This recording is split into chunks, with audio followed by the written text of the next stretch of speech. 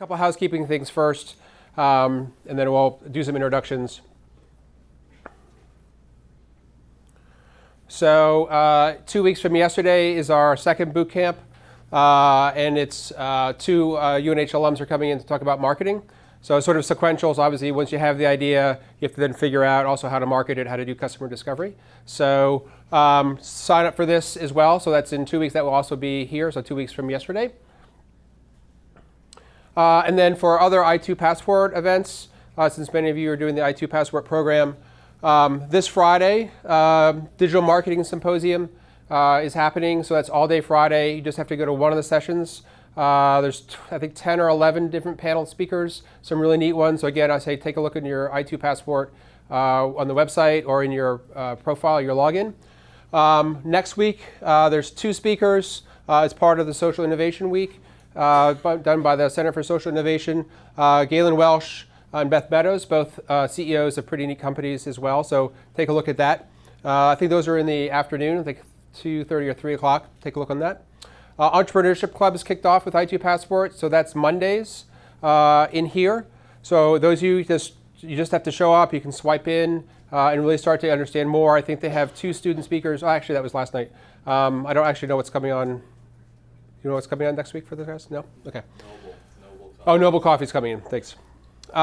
Marketing and Sales Club, that's every other Wednesday, are here as well. And that's actually a pretty dynamic group. Slightly different topic of conversations, but they bring in good speakers and talk about a lot of things as well. So the Social Venture Innovation Challenge. So, perhaps after tonight, going through some of these exercises with Omar and Corey, you might think about that. So I think there's 3 or 4 weeks to be able to put together that piece for the deadline for a social venture.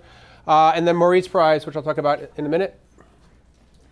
So again, for those of you that saw the keynote speaker last week, Maurice Prize is a new prize for us. It's $5,000.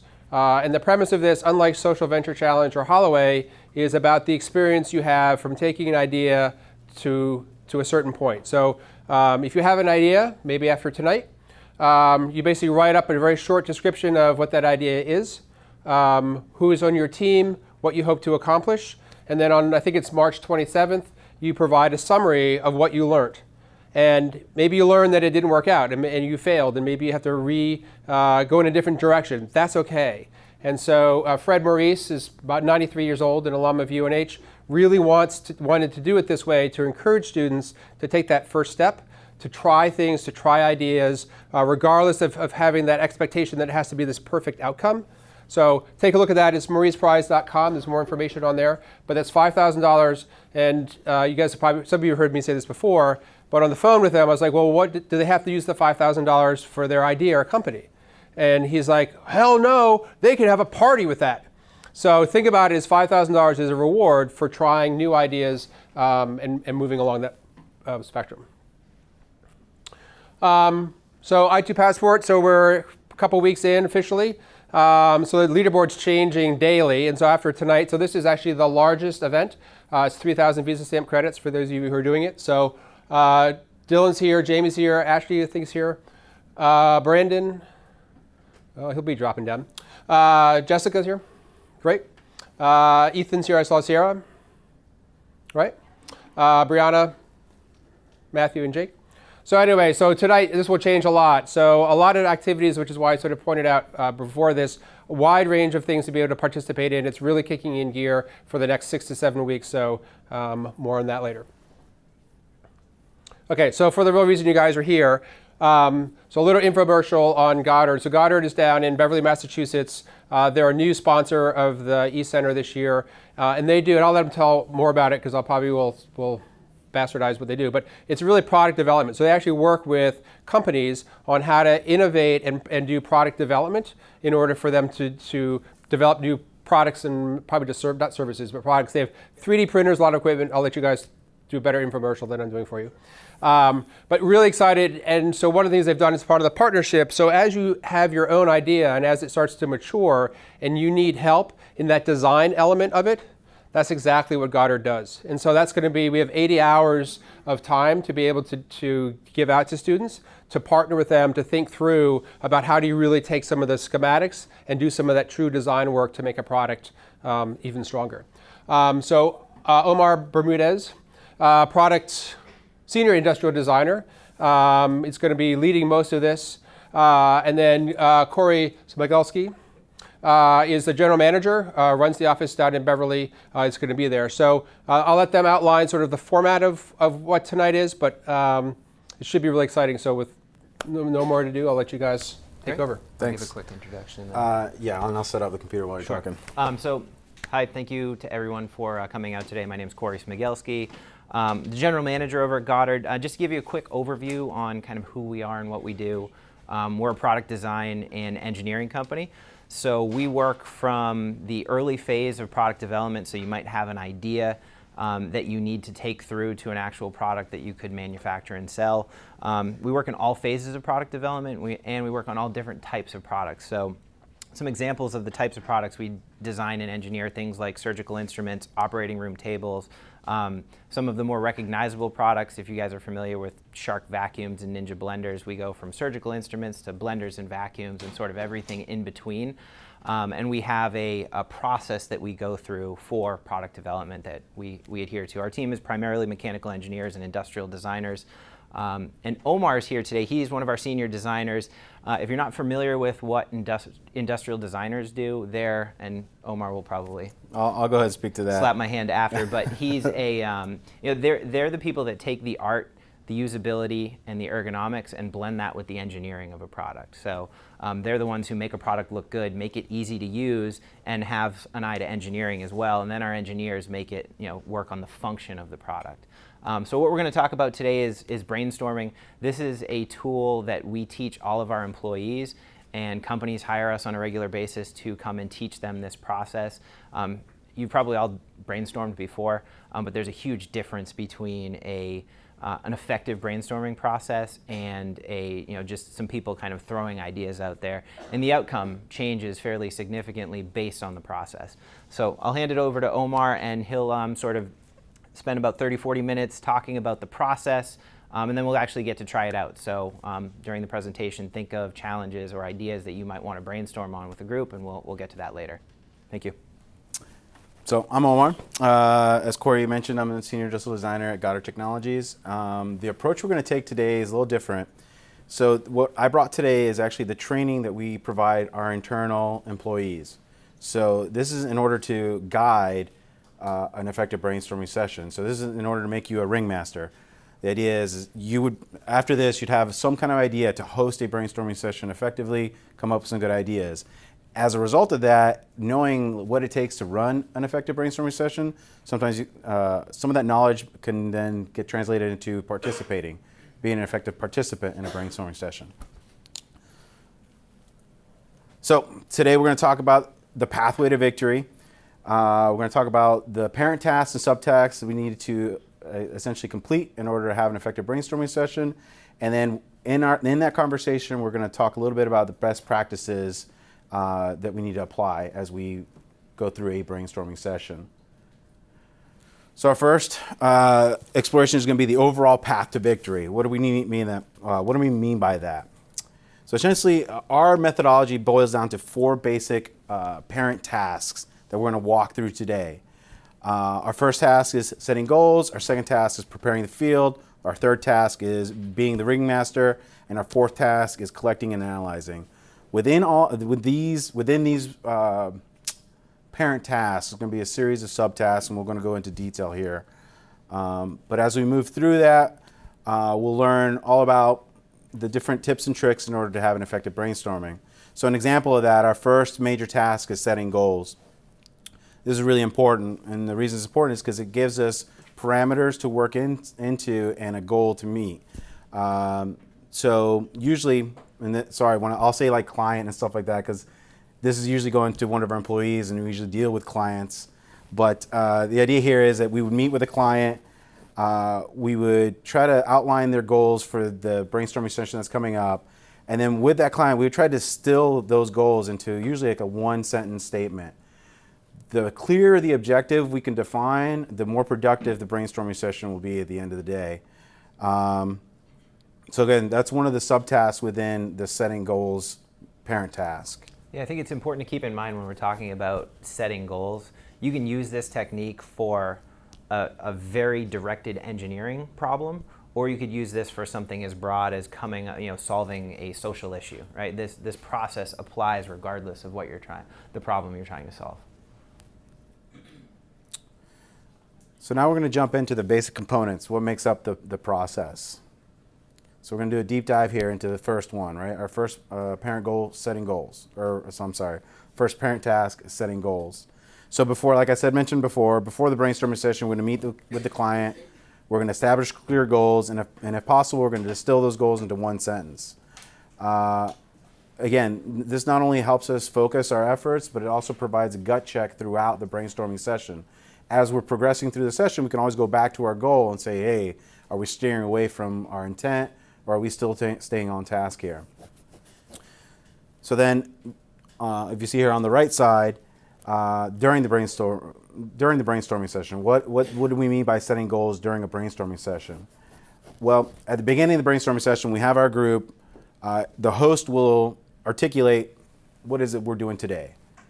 So at the very beginning, we're going to talk about, hey, we met here today. We're going to talk about our new toaster. This new toaster, toasts 6 pieces of bread in half the time, but we need a new ejection mechanism, and that's what we're going to concentrate on today. So we've clearly defined our task. Everybody's on board, and we're ready to go. We're ready to accomplish. So a second goal that we need to maintain is fostering a creative and open environment. So this is one of those key aspects to brainstorming that we always, as a host, need to keep in mind. And a quick way to remember these things is following these 7 rules. If you guys Google up 7 rules of brainstorming session, you're going to find a lot of overlap. There's been a lot of talk about this stuff. But essentially, these are the basic rules we want to follow during the brainstorming session. And as a host, you're the moderator. You want to make sure that people are adhering to these things. The first one is deferring judgment. You want to establish an environment where people feel comfortable sharing ideas, and not just winning ideas, but all sorts of crazy ideas that may not lead anywhere, but that little spark that I could say may ignite someone else's imagination, and then maybe that's the idea that we end up going with. But if I hadn't said that first initial spark, we would have never gotten there. So you want to defer judgment, because we don't want to stamp out any ideas at first, right? We're trying to develop a lot of divergent ideas first. Part 2 is encouraging wild ideas. So in the normal everyday product development, you have a lot of parameters that are going to inhibit you. You got your cost, your market, all sorts of different material limitations. The brainstorm is the only time you're going to be able to really expand outside of those. You don't want to have those limiting all the ideas that you could possibly generate.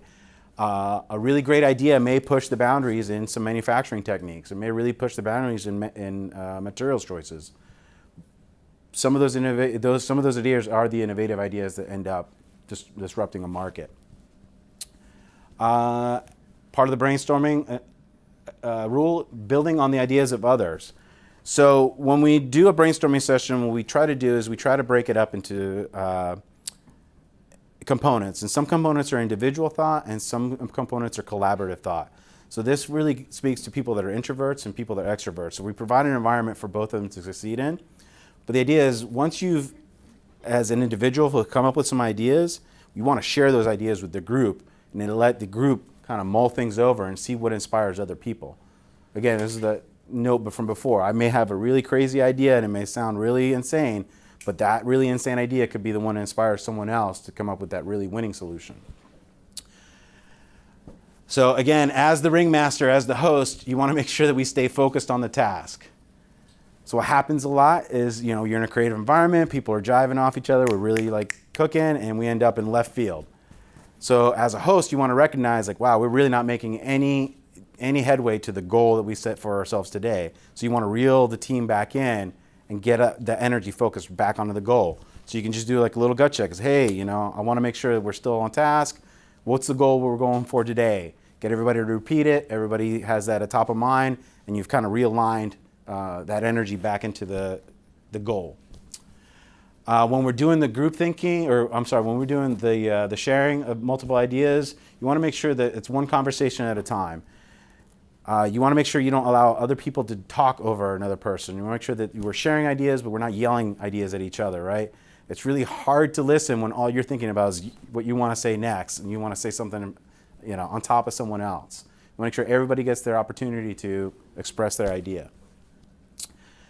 Our 8th rule here is be visual. You don't have to be a talented artist to be visual. The idea is when we do these brainstorming sessions, and you see it on your tables, you have some sheets of paper and some Post-it notes. We usually say, hey, one idea per sheet of paper, and try to illustrate it as best as possible. You don't have to. You can write it down. What this does, though, is this preps us for the last stage when we're analyzing and comparing the ideas. It makes it a lot more efficient. If every idea has its own page, we can put these things on the wall, we can start to categorize them, we can immediately recognize them. Another thing we like for people to do is write their names on their ideas. Usually maybe it's a couple of days after the brainstorming session that we are going through the information. I may not understand your chicken scratch. I may have to call you and be like, hey, what were you thinking here? You had some idea here? And so we can rehash that out. Yeah, being visual is, I'm a terrible artist, right? But sketching something horrible. down, terrible, I can't. But if you sketch an image of your idea, your concept, and then write down what it is, it makes it more useful down the road to you or to other people. So it's something that, writing and drawing together can be helpful. Yeah, you're prepping the field for success later on. And then as an ID guy, usually we host and we'll clean up some of the drawings. We'll help people out. We'll talk to them, flesh out the idea a little bit as we go through a brainstorming session. And the last rule is go for quantity. So part of that building a creative and open environment is kind of breaking some of the bad habits that we've kind of adopted as adults. We do a lot of pre-filtering with ideas. Before we even get them out of our head, there's a lot of no's that go through your mind, right? So the idea here is you got to really think more like a child, right? You got to think of a little kid drawing purple unicorns farting rainbows. Like, that doesn't exist. Like, who the hell, But those are the types of ideas that are going to be the disruptors. So you want to try to knock down those pre-filters. And one of the ways to do that is using pressure and time for quantity. Like, if you know you got to do a lot of ideas, that pre-filter is going to slowly kind of disappear, and then you just get in the jive and you're just pumping out ideas. So that's one of the rules. So as a host, you want to make sure if you see someone, they're really being finicky, they're really trying hard to noodle something out, just tell them, quantity, man, quantity, let's go. We got more ideas, keep them pumping. Yeah, the point there is that refining your ideas it shouldn't be done in a brainstorm session. You're wasting your time if you're refining and fine-tuning concepts or ideas in a brainstorm session. That comes after. So another goal that we need to keep an eye on is the number 3 here, diverging ideas first. What do we mean by that? So here is, we're not looking for group thinking, right? We're not looking to get alignment in a brainstorming session so everybody has the same idea. That's a funnel going down. We don't want that. We want divergent ideas. We want ideas that funnel out. Cover the gambit. And this is one of the few opportunities, especially in business, that you're going to be able to do that. You're going to have plenty of time. People are going to knock those ideas down and funnel you down later on. You want to take advantage of the time you have immediately to get as many divergent ideas as possible from all the participants.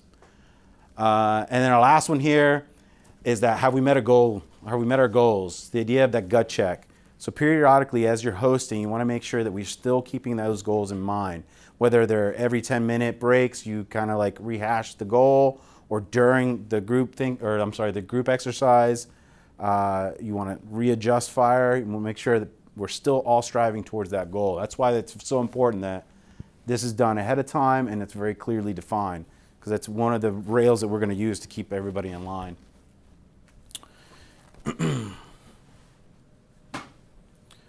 Subtask number 2, prepping the field. So we've got our field defined in a couple different ways, right? We've got the space we're going to do things, we've got the tools that we need to do them, and most importantly, we have the people that are going to be involved in here. So how do we prepare these things? So space, number 1, this space, right? At Goddard, we have a couple of rooms that we use specifically for this. We have a lounge, we have a conference room. depending on what we want to accomplish, we'll use the spaces a little differently. The idea is you want to pick somewhere that is going to be hospitable, right? You want good lighting, hopefully natural lighting. A lot of these, we deal with a lot of companies, and they bring in, so they'll bring in their own baggage, right? So you may have a senior and 2 of his juniors, and as a host, it's your responsibility as part of prepping the space to break some of those hierarchies, right? That junior guy may be really afraid to say something from his senior because he doesn't want to look dumb. So it's your job as a host to kind of break that down. We have a couple exercises, and we'll talk about this a little later when we get to here, how we break the ice with some people. How do we break some of those social hierarchies? Again, you'll hear this a lot. It really boils down to putting together a creative environment and maintaining that creative environment for people to succeed in. The tools. So again, we brought in some stuff for you guys to write on. The idea is you have all these things that you need in order to capture these ideas. Post-it notes, pens, paper. When we're teaching our employees, we want to make sure that they come prepared for the brainstorming session. The room is prepared. Everybody has the tools they need. And one of the funny ones you don't think about, and you guys have already dug in here, is food. So the idea is it is very hard to empathize with an empty stomach. Your frontal lobe requires a lot of energy. Your brain requires a lot of energy. If you're not fed right, and that's why we have candy, we'll usually have breaks and stuff like that. You want to keep that frontal lobe fed because that's what allows you to be empathetic. That's what allows you to put yourself in someone else's shoes. Put yourself in the situation of a nurse working 12 hours a day, lugging around a CRT machine. And you're going to be able to think of solutions for her. Or, are you going to be empathetic of a firefighter dragging, 100 pounds worth of gear on his back? So you need that fuel in that brain. So as a host, you want to make sure there's you have plenty of breaks, water, candy, and then people are getting up, moving around during those breaks. And that leads us finally to the people. Honestly, this is the most important resource, the people that you have in the brainstorming session. What we teach everybody is to try to keep the group small. 5 to 10 people is ideal. You can go as far as 20, but you want to divide that into subgroups of usually 5 to 10. If you can, get people from cross disciplines. So if we're doing something like a water heater we're doing, right? We may get the sales guy there. We may get the technician there. But you also may want the guy that does the installation at the house. He's going to have some insight into what makes this a good product or a bad product. You'll never know what weird little pain point you're going to find that you can solve for someone, and that's your breakout solution. So when you do that, you want to look for cross-disciplinary professions, responsibilities, and experience levels. You want to have senior people, junior people, mid-level people. Again, thinking broad. Yeah, it also sometimes helps to include somebody that's sort of not an expert, is completely unrelated to what you're brainstorming on, right? Somebody that has, if we're tackling an engineering problem, sometimes we'll bring in our office manager who, is not an engineer clearly. But sometimes you find good ideas that way. And sometimes to technical people, the obvious answers aren't so obvious. Yeah. And then the last one is the nonconformist or the free spirits.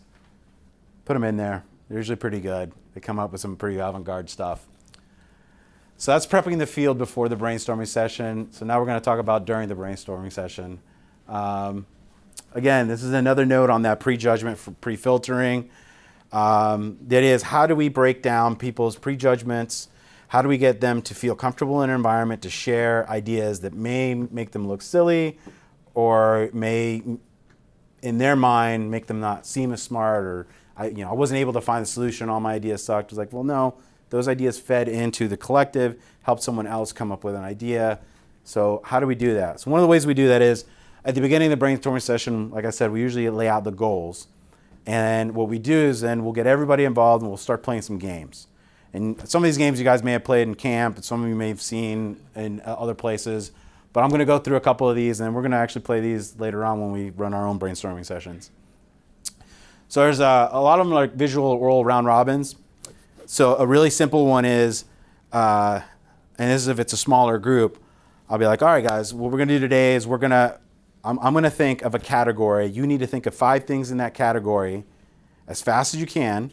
And then you need to think of a category and give it to the guy to your left. And then you can be really nice and give him something nice or something easy, or you can be a real a-hole and give him something hard. So I'll be like, Corey, you're my guy, right? Corey, 5 dogs. Labrador. 1. Dalmatian. 2. Dachshund. 3. German Shepherd. 4. One more. Belgian. 5. So pick a category for this fine young gentleman here. Netflix shows. That's easy. The Office. The Office. The Walking Dead. Walking Dead. No, I meant originals, though. I'm kidding. I'm kidding. Scary there. The Breaking Bad. Breaking Bad. How I Met Your Mother. And well, I guess. Oof. Stranger Things. Yeah. 5. There you go. We've learned a lot about you now. So that's one of the verbal round robins. Another one could be is story time. So the idea here is I'm going to start a story. I'm going to go around the room. I only get 1 sentence to add to the story. And as we go through the room at the very end, we're going to have a complete story, right? So I would say,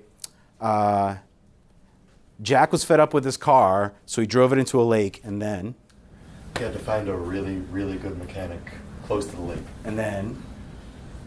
The mechanic came and got the car out of the lake. All right, well, that's pretty bad, but that's all right. I'm messing with it, man.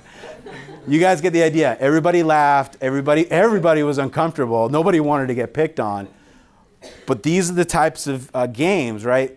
One, they're putting us under time pressure. They're making us think quickly. They're really priming our brain for the brainstorming session ahead.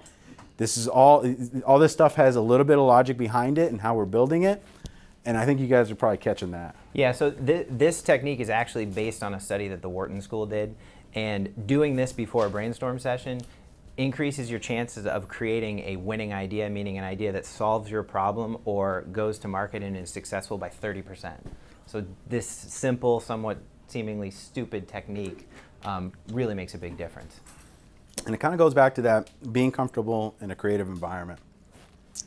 Another one we use is geometry ideation.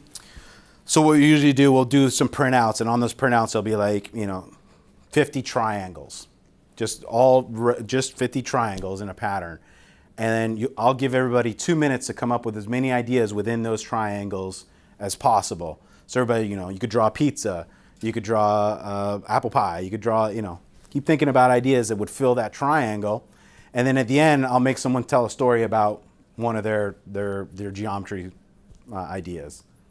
And again, putting people under the pressure of time, making them think creatively, and then sharing so everybody feels the same uneasiness.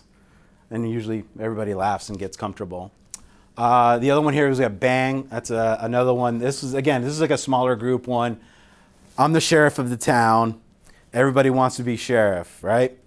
So, you guys mind standing up? I'm sorry, I don't mean to pick on you, but you're there. You know what? Yes. I need 2 volunteers, please. Yes, ma'am? It won't hurt. All right, so you guys are going to duel for the chance to duel me. Okay. Right? The way you're going to do that, you're going to face each other. And do you guys know each other by any chance? No. Excellent. What is your name? Paige. What is your name? Sabrina. Sabrina. Paige.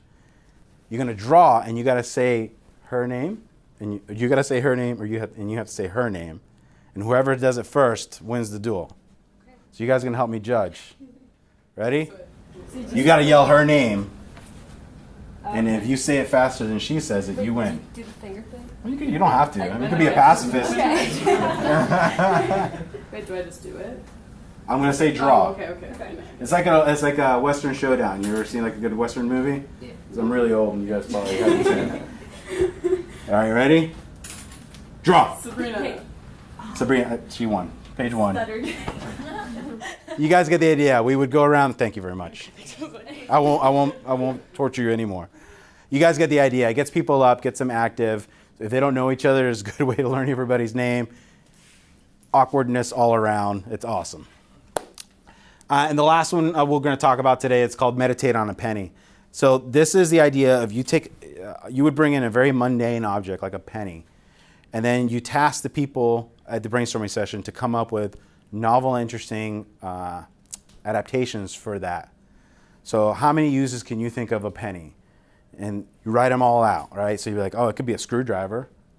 It could be a fuse, right? If I need to blow a fuse, it could be, blah, blah, blah. And then the guy, usually, the individual, whoever has the most ideas at the end, I'll give a piece of candy to or something, and we'll read them all out. And usually you'll be interested. You like things you never thought about that you could be like, oh, wow, I didn't know you could do that with a penny. It doesn't, like I said, it could be anything. It could be a paperclip, a pencil, blah, blah, blah. The idea is that we're thinking of novel solutions for a product that already exists. So this translates into other design thinking, right? Other solutions for common day products. So there we go. We just talked about prepping the field. So number 3 is the Ringmaster, or being the Ringmaster. So these are all the things you have to do as a host during the brainstorming session that help direct how things go, right? So these are a couple of tips, tricks, best practices. So as we're going through, you want to maintain momentum. So how do we do this? The idea is here you want to keep every task that we're going through less than 20 minutes. This helps us keep a flow and a pace, but also spurs creativity. Again, putting a time limit on things forces people to think a little bit quicker. We talked about this a little bit before, the idea of splitting up the time. We want to make sure we give time for collaborative ideation and individual ideation. So we want to make sure we cater to people that are both introvert and extrovert. People that maybe not be comfortable sharing ideas, so they come up with them on their own, and then people that just want to share. We want to make sure that all that energy gets used. Again, during collaborative ideation, if you have a large number of participants, you want to make sure that we keep them usually to about 10 people. 5 to 10 people, smaller groups, usually a little bit better.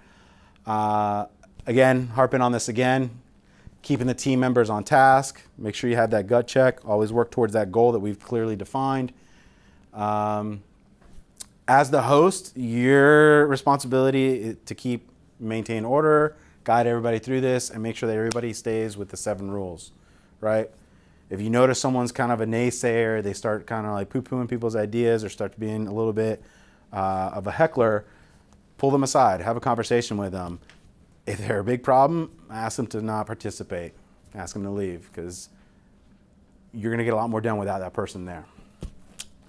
And then the last here is keep in mind intermittent breaks.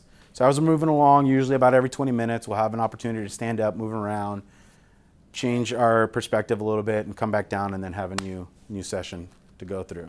I think that the timing one is an important thing to keep in mind. So the maximum amount of time you can really spend brainstorming and get a valuable output from it is about an hour, right? So if you do 3 20-minute sessions, that's the max. If you go for 2 or 3 hours, you're not going to get, after hour 1, the number of ideas that come out are going to be limited. So don't try to stretch this out for a long period of time. Blood from a stone. So what we'll try to do, usually we'll do like a morning session and an afternoon session. We'll usually have a big lunch break in between. In those sessions, you have your own breaks, so you want to spend a lot of time just breaking the grind a little bit. So number 4, collect and analyze. This is our last step here. So now we find ourselves staring at a mountain of scattered great ideas, a whole bunch of ideas. What are we going to do?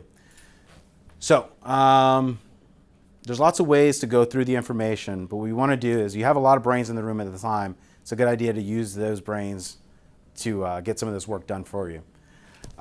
So we want to kind of look at the overall ideas that we've generated, and this is where that B visual comes back to help us, right? Most of ideas should be on a single piece of paper. We can put them all on a wall.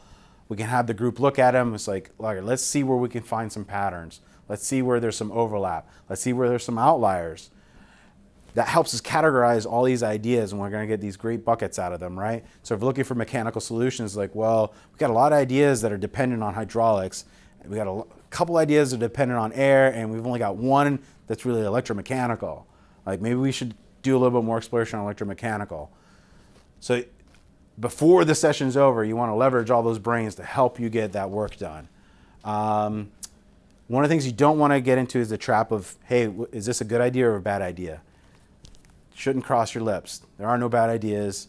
The idea is if you do want to do a ranking, you should do a good, better, best. It's never bad. Good, better, best. It's a good idea. It's a better idea, but I think this is the winner. This is the best idea. So you can use the group to filter that. You can have them come up and put stick-it notes on ideas. Say you get 3 ideas. You get to see where there's some overlap.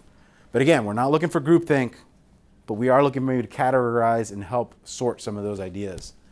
If you get really nerdy, you can start doing affinity diagrams or decision matrices.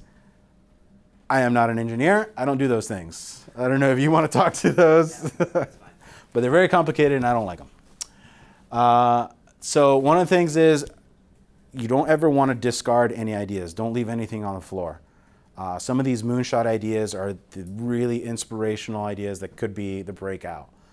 So it's not up to you to prejudge. It's not up to you to get rid of ideas. You're there to collect, analyze, and categorize at the very end. So as we're working our way towards the end of the session, we want to affirm that we've made progress to the outlined objectives. And as this is for our employees, we want to make sure to thank everyone for participating. So this usually will conclude the area we're doing with the client side. So then after the client side, we'll usually do a 12-hour break. We usually wait a business day, before we revisit the ideas. You want to come back to these with a fresh perspective. After the brainstorming session is done, wait a day, come back to it, and now we start looking through there with a deep dive, really start to dissect things, pick ideas that we think are going to be really great, kind of flesh them out a little bit, add to them. And then at the end of the day, what we end up usually doing is we end up providing a packet of information. All the ideas are presented, but then they're categorized, and then maybe some of the winners are outlined, and maybe they're fleshed out a little bit more. But that's the process. So, in a very distilled manner, what you can take away from this. The 7 rules, right? Defer judgment, encourage wild ideas, build on the ideas of others, stay focused on the task, one conversation at a time, be visual, and go for quantity. All this is in order to establish a very open, creative environment that people are comfortable generating ideas in. Keep the materials you generated organized and visual. It's going to help you later on when you have to dig through all those ideas. And then make sure you provide time for both individual ideation and collaborative ideation. So just remember that and you're good. You're golden.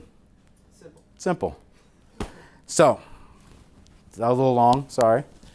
What we're going to do after this, we're going to take a little bit of break. You guys get some food, hang out, get something to drink. And then I'd like for you guys to break up into groups of 5-person teams, if we have enough.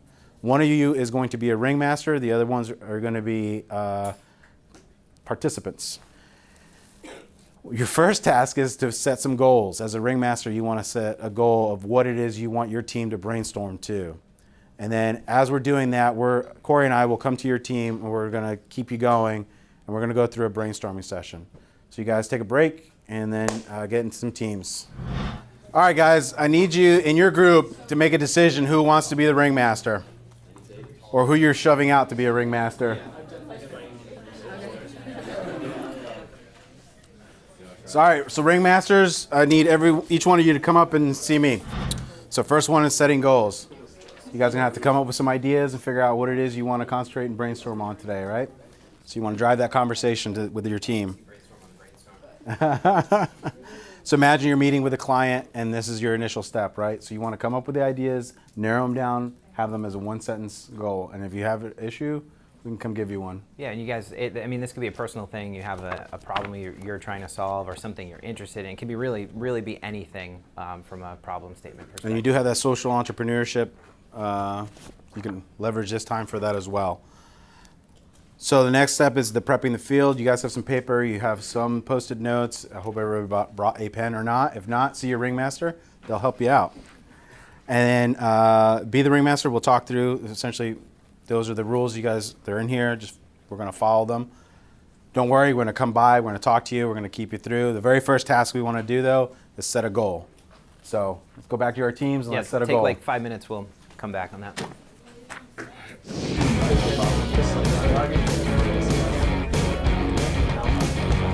This is the mother here.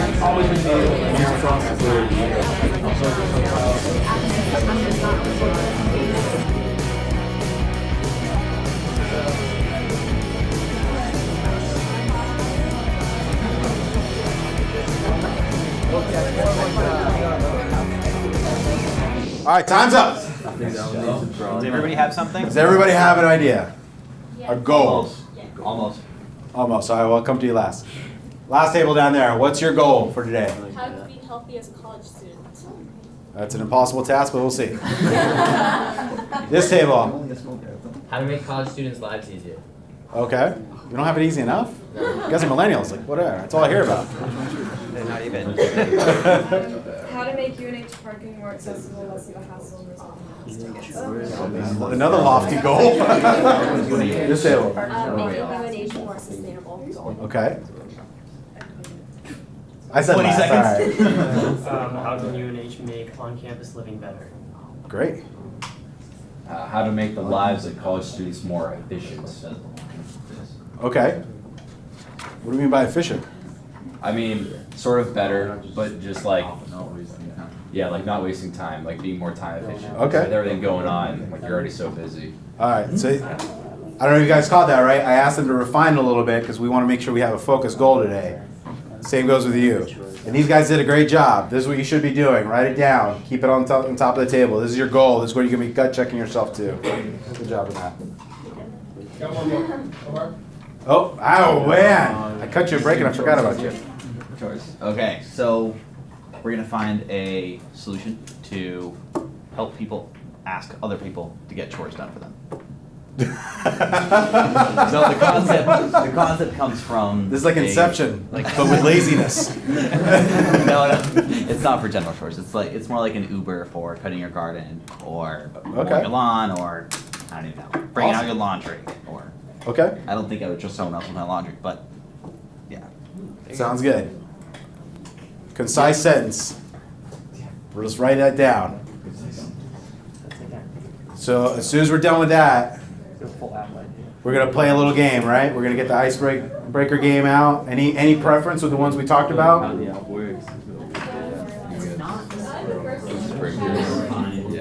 Category? All right. You're the ringmaster there, right?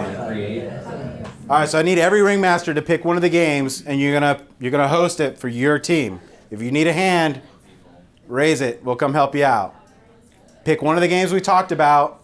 We're gonna give you about 5 minutes to go through that game. So at your leisure.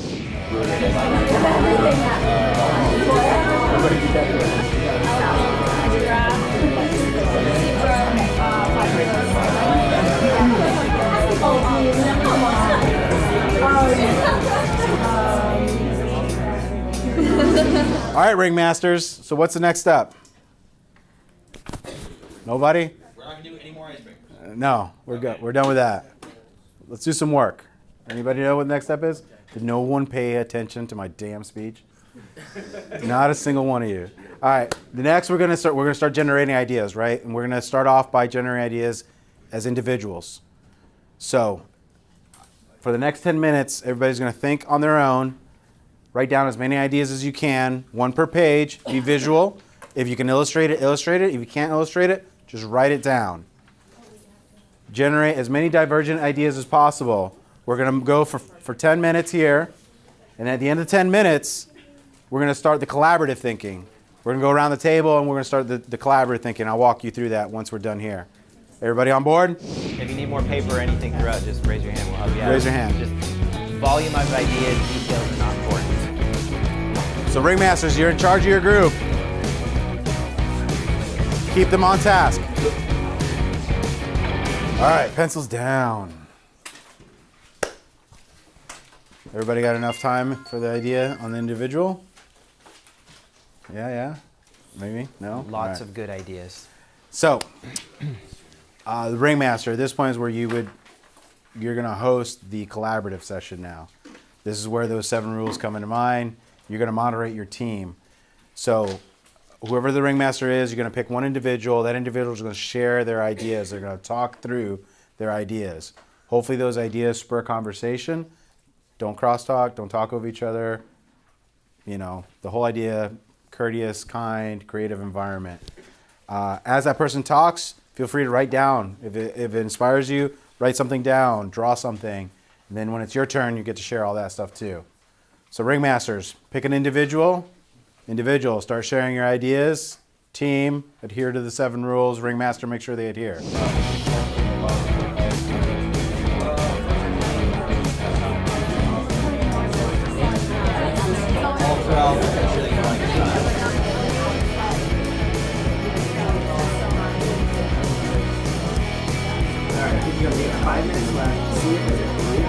All right, guys.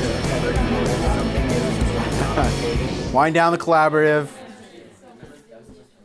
So we've worked our way through most of the process. You guys had an opportunity to do some individual thinking. You had a little bit of opportunity to share your ideas and then riff off each other and generate some more divergent ideas, right?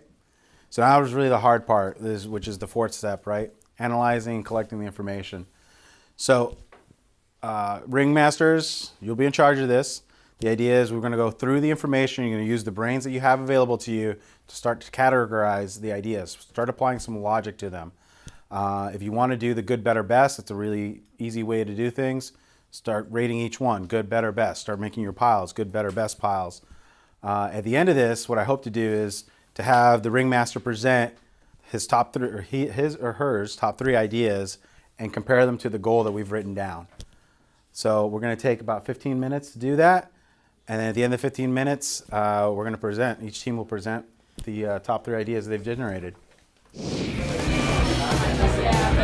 If you guys are finding it hard, you need some help, let us know.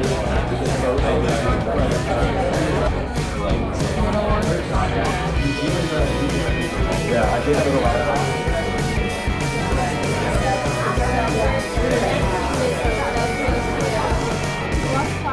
All right, teams. We've run through the process. We've gone all through the steps. Everybody has their ideas narrowed down. So we're going to go through the room. Everybody's going to talk about their ideas, their top 3, and we're going to compare them to their goal. I want the ringmasters to be the leaders of the conversation for each group, all right? So ringmaster back there. You want to talk us through your group? Your top 3 ideas. First your goal, then your top 3 ideas. Okay, so our goal was how to be healthy as a college student, which is a very broad topic. So we came up with many ideas that we had to go through. Our first main idea that we came up with was like a UNH mobile app, so like an app to be on the mobile app.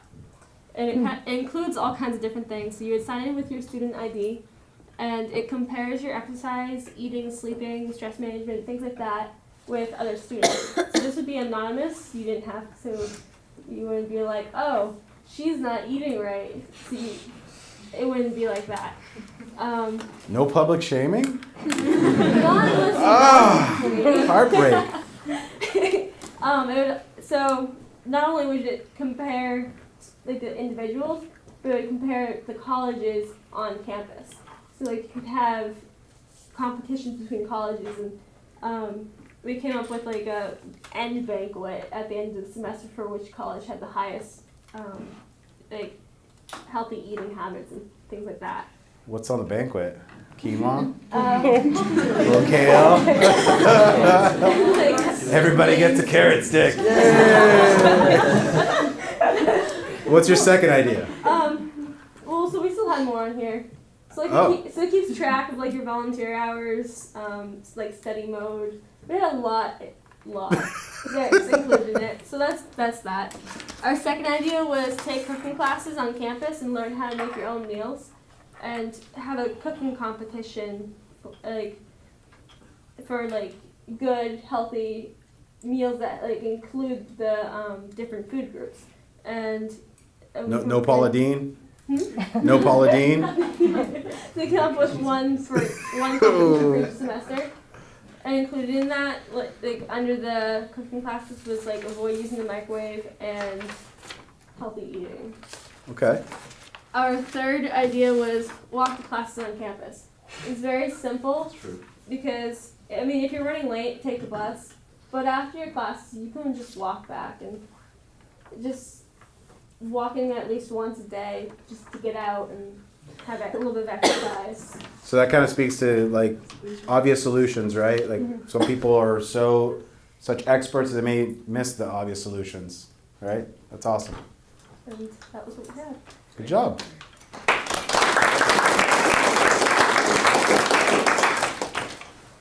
So we had about 15 different ideas once we all compiled our ideas together. What's your goal? So our goal was to make college students' lives easier.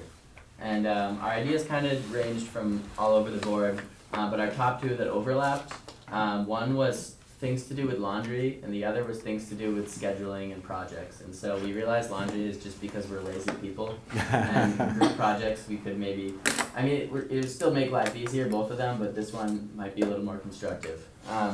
First we had an idea for like a platform for assignments and studying and academics, and we realized that we had like 8 different things that we could each talk about for like 20 minutes. So we decided to do a good, better, best chart and categorize them.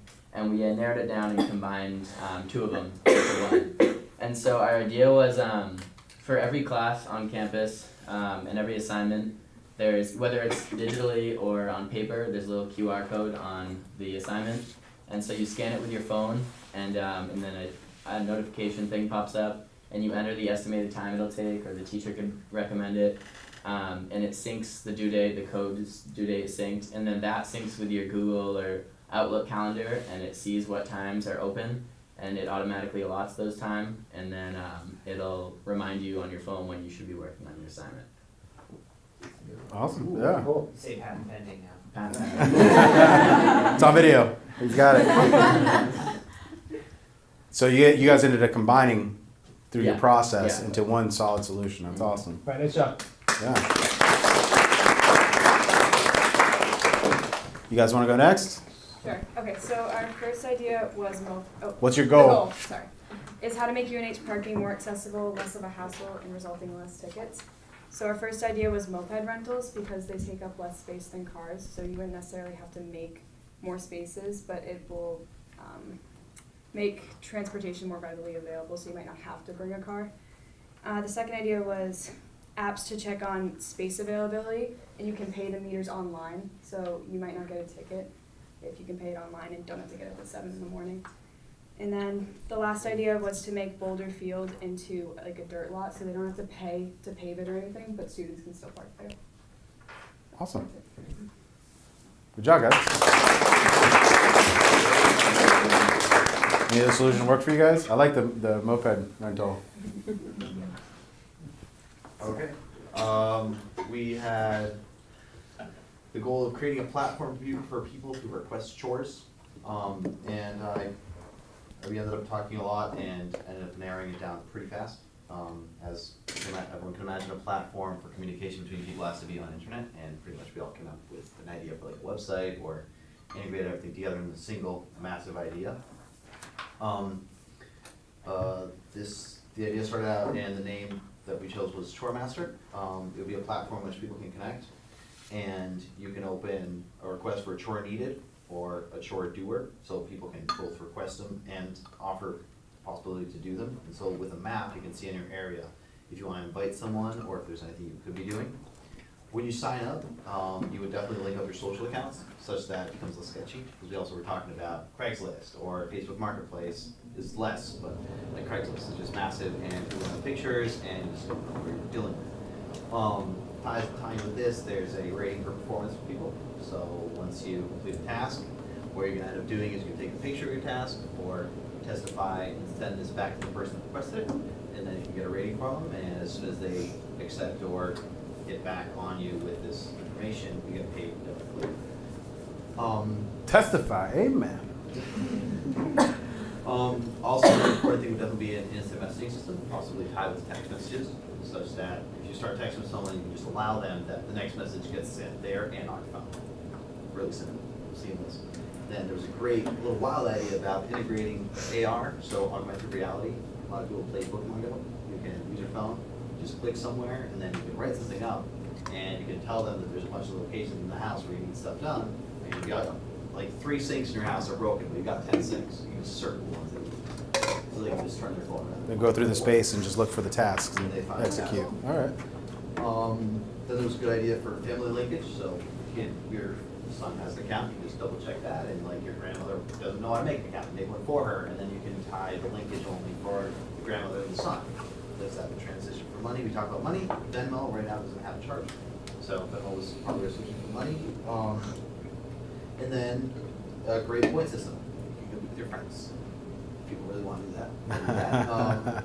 And yeah, the last thing we were talking about was GPS location. So the person that goes through the task has their phone open and it just sends the GPS location. So that even when I'm not home, I can say, okay, my grass needs to be cut. It's Monday. It's like 10 a.m. to 2. Long guy's there. I have to see it.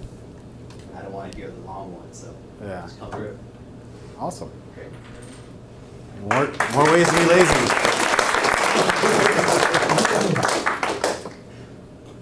Okay, so our goal was making UNH more sustainable.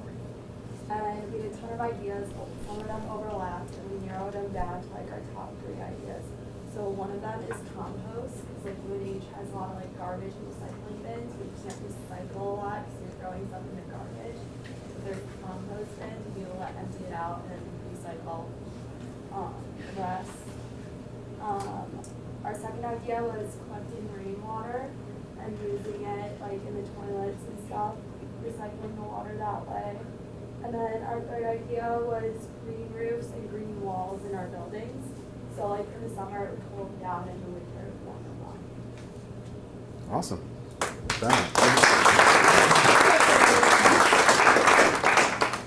Alright, so we wanted to know if we can make on-campus living at UNH better. And so a lot of our solutions kind of boiled down to improving things that are already here. So parking was a big thing for us because it's, you know, as you know, living on campus can be very inconvenient. Parking, there's not enough, you have to walk across campus to go get it, and you know, just all this other stuff. Along with that, we also wanted to increase the marketing behind, or marketing and advertising, excuse me, and advertising around when and where parking is free. And then also like something like a frequent visitors pass, because a lot of us have, you know, relationships, you know, with people outside of UNH and stuff like that, where, you know, they're constantly coming and they can't park anywhere because it's all $1.50 per hour. We also said that general stores or coffee shops in the dorms, just very small, something like what you would find in a hotel, it would be super helpful, especially during the winter when there's, you know, big storms and stuff. And you know, living at the Gables, I know that when the storm's gonna hit, there's no buses or anything like that. I'm kind of good, so. And so, you know, having something small like that where I can go and get toiletries or a small snack or something like that would be super helpful. And then our last idea was an interesting idea. It was to kind of add an option along with your room rental or your dorm rental, or you know, not necessarily rental, but your dorm, where you could rent a bike. So like similar to how you can rent a small mini fridge. It would just kind of help with you know, making sure that everybody's healthy, making sure that you can get to your class quickly and efficiently, and it's just an easier way of getting around rather than just walking or using the transportation that is currently here. So yeah, great. Awesome. Seems like transportation and parking are major issues, huh? All right, so last team. Our goal was to see how can we make the lives of college students more time efficient. And so we looked at this with a few different angles. The first idea we had was showering. We all have to shower, and sometimes it's easy to get lost in the shower. And so kind of going along with sustainability, sort of like the shower stalls, you kind of swipe your ID or whatever, and you get like I don't know, like 5 minutes or whatever to like shower, and then like every minute after that, either like a small payment or like maybe like you accrue points against you or something to kind of encourage you to like take like quick showers. And then like with your ID, like it's kind of attached to your name, so you could like have like a leaderboard or whatever. Another idea we had was sort of like a LinkedIn, but like just for UNH, and so like you wouldn't have to like make this yourself. It's something that like UNH would build the directory of when you like decide to come here. But basically just an app to connect yourself with others in your classes. So if you would look at like people who are like in your same college, in your same classes, major, maybe like a little like bio about themselves. So it's just kind of like a way to like quickly like meet new people, or like if you want to work on a project with somebody and like you don't even know like where to start, you can just kind of go on there and like see people's profiles and like see like if you want to like meet somebody through there. And then our last idea was a fast way to sync up schedules. And along with that, sort of like an app that would show like every single event happening at UNH all sort of in one place. So they kind of go hand in hand. Like how many times have you guys been like trying to do a project with like one person or like a group of like 5 people, and like you sit down for like a half an hour and like you try to figure out your availability, or you use like an online thing like when to meet or something, like a stills, like kind of tedious to go through and like find when you're available. So just some sort of app where like it syncs all of your calendars together, whether it's like a Google, Outlook,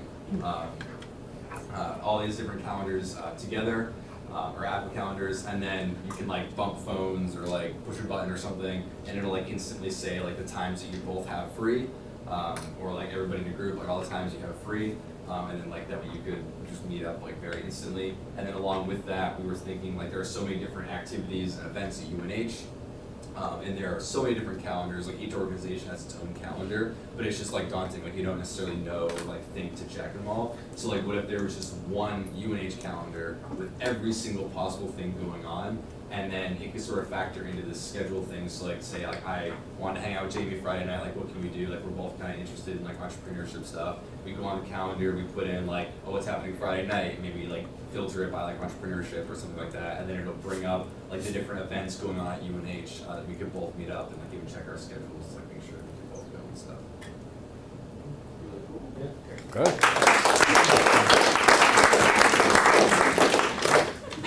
So you guys got a taste of brainstorming. Any immediate feedback? Do you guys have any challenges while you're doing this? Did the methodology work for you? Did you find some efficiencies now? Anything? Anybody? I really like. Yeah? Pretty good? I like the calendar idea a lot. That'll make everything a lot easier. See me after. Yeah, so save your ideas, go start up. Yeah. I got printouts for the Ringmaster's guides. If you guys want to pick them up, you don't have to take notes, just you have them right here. I'll have them up here on the podium. Other than that, if you guys have any questions? How about a big round for all our